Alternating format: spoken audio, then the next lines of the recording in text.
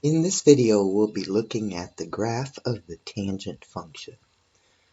As you can see, I've worked out an XY table here on the left and then plotted the points. I did it with degrees instead of radians because students seem to be more familiar with degrees. But I've also indicated the radians here for the main points in red. Let me push this up a little bit. Alright, so some things that you need to notice with the tangent function. Here is my y-axis, and one period of the tangent function, half of it is on the right side of the y-axis, and half of it is on the left side. So for the tangent function, when you find your period, you're going to have to divide by 2 and put half of the period on the right side and half of the period on the left side. Also, the period is only 180 degrees wide. In other words, it goes from negative 90 to 90. This is different from the sine and the cosine curve, which have a period of 360 or 2 pi. This one is only a period of pi. Also, you'll notice that I've drawn in asymptote guidelines. If I had used a value that was really close to negative 90 right here, for example, if I would have found the tangent of a negative 89 or a negative 89.9, that would have been a negative value that was really large.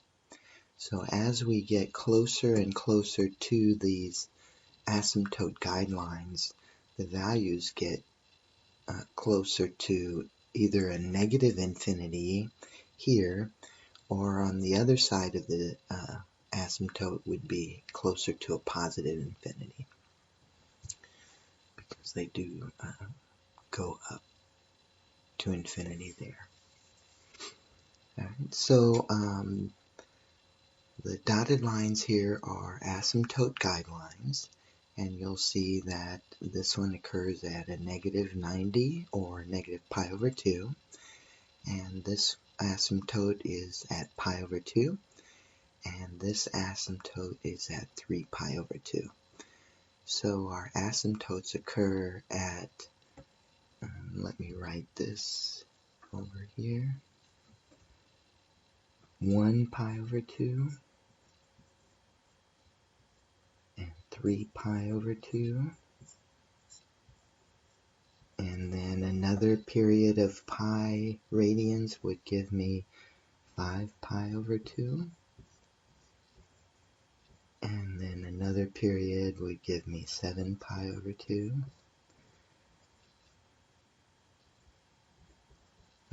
and going to the left here, we saw that it was negative 1 pi over 2,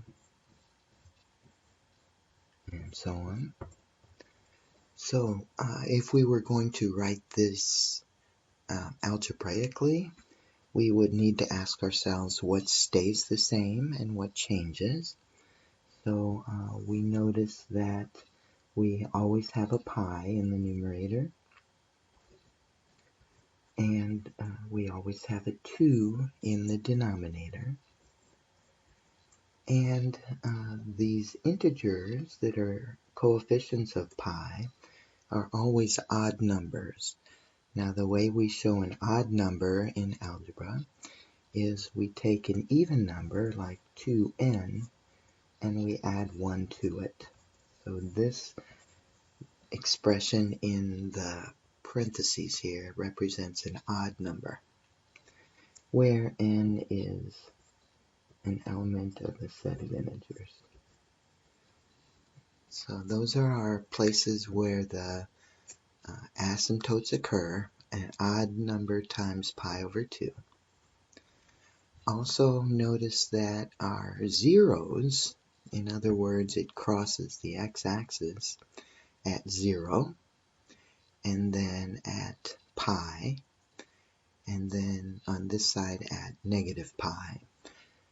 So this was asymptotes.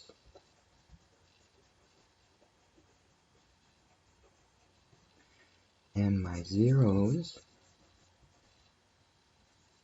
occur at negative pi, 0, pi, 2 pi, so on. And then when we go to graph our tangent function, obviously you're not going to be required to memorize all of these numbers. That would be silly. But if you'll remember your asymptotes at the odd numbers times pi over 2, and your zeros at the multiples of pi, and then also this angle right here is 45 degrees, because it's halfway between 0 and 90, and the tangent of a 45-degree angle is 1. The tangent of negative 45 is negative 1. So these points in red that I've shown here are points that'll help you get more accuracy in your tangent drawing. So if I were going to sketch my tangent curve,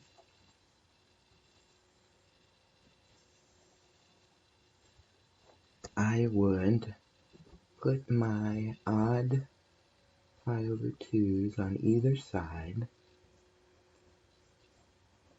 and draw my asymptotes.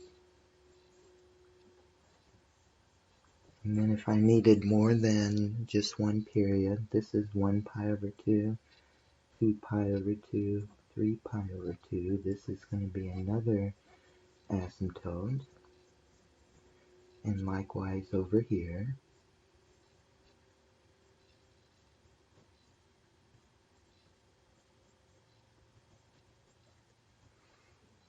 Alright, then in between those asymptotes I have zeros.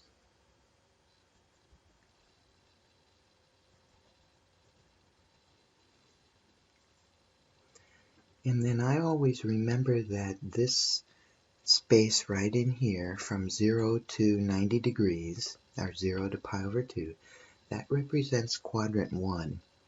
In quadrant 1, the tangent is positive. So I'm going to plot, this is 1 and negative 1. I'm going to plot my value of positive 1 there for a 45-degree angle. And then this space between 0 and negative pi over 2, that represents quadrant 4. And tangent is negative in that quadrant. So I have that point. Now my tangent curve then has an asymptote, so it heads up to positive infinity, comes down and hits 1, and then the 0, and then the negative 1, and then heads down to negative infinity. And those get arrows. Alright, and then since this is a periodic function, I just duplicate this curve in the next period, and then duplicate here,